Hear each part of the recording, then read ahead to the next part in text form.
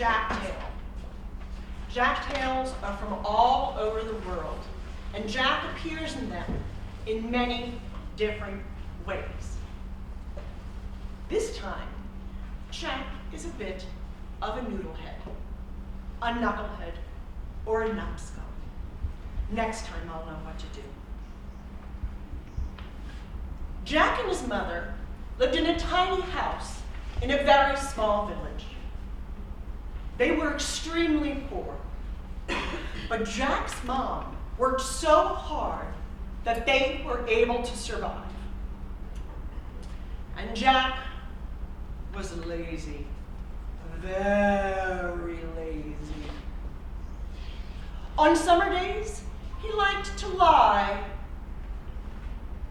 by the creek and watch the clouds go by.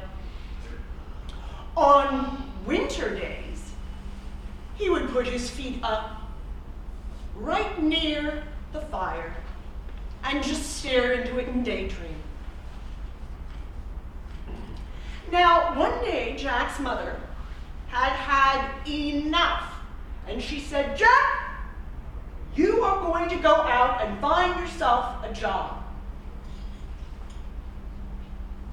Now you know the tone of a mother or father's voice when they raise it.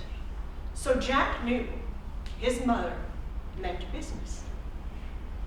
So Jack went out that next day, and he went to find a job.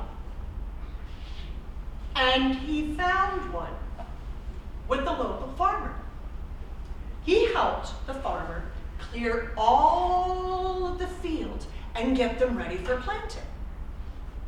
At the end of the day, the farmer was so happy with what Jack did, he gave him a silver coin. Jack had never had money before. He had never seen money before. His mother had never let him see money before, so he was so excited. Now on Jack's way home, he looked at the coin, and everybody he passed got a gold coin, silver coin, got a silver coin, got a silver coin, got a silver coin. He got to the bridge, and as he walked over the bridge, got a silver coin, and he tripped, and blink, into the water it went. When Jack got home, he told his mother. "Aw, Jack," she said, "that's no way to carry money. When you carry money, you've got to put it in your pocket." "Mom, next time I'll know what to do." Now the next day, Jack went back to the farm. He was asked by the farmer's wife to help with churning butter. So that entire day, he helped churn butter. The farmer's wife was so happy with the great job that Jack did that she gave him 2 slabs of butter. Now, to please his mother, he remembered her advice, and he put that butter in his pockets, and he walked home. The day was hot, extremely hot. So, as Jack walked, the butter seeped into his underwear, melted down his pants, went into his socks, and soaked his shoes. By the time Jack got home, he was a greasy mess.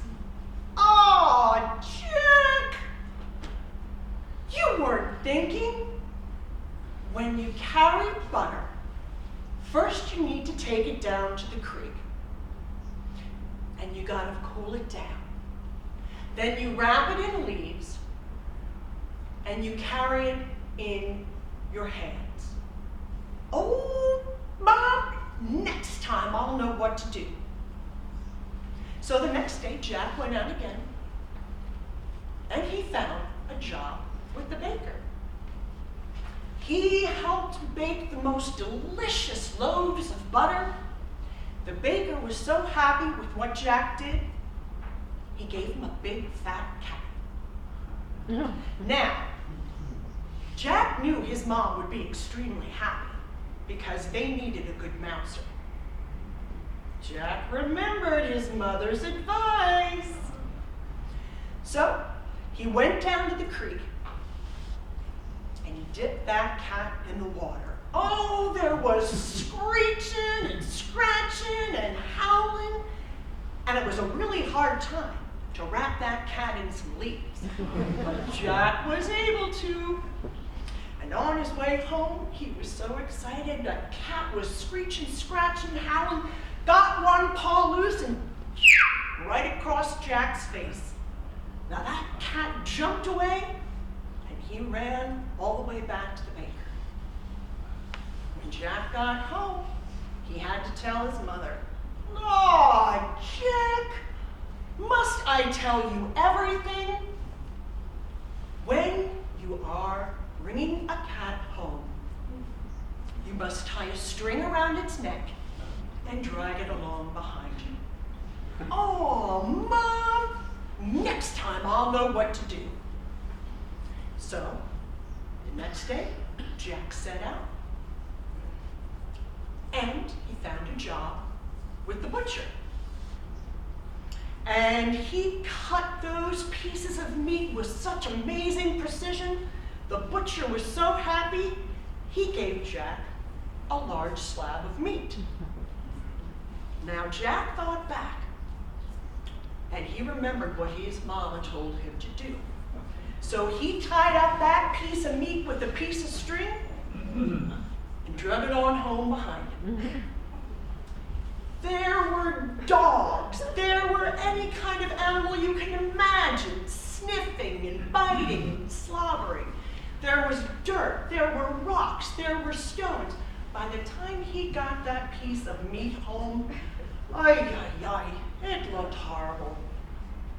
He showed his mom and she said, "Oh, Jack, you weren't born with the sense that God gave you. When you are bringing a piece of meat home, you've got to put it on your shoulder." "Oh, Mom, next time I'll know what to do." So the next day, Jack set out again. And he ended up finding a job with the richest man in town. The richest man in town had a huge stable full of donkeys. And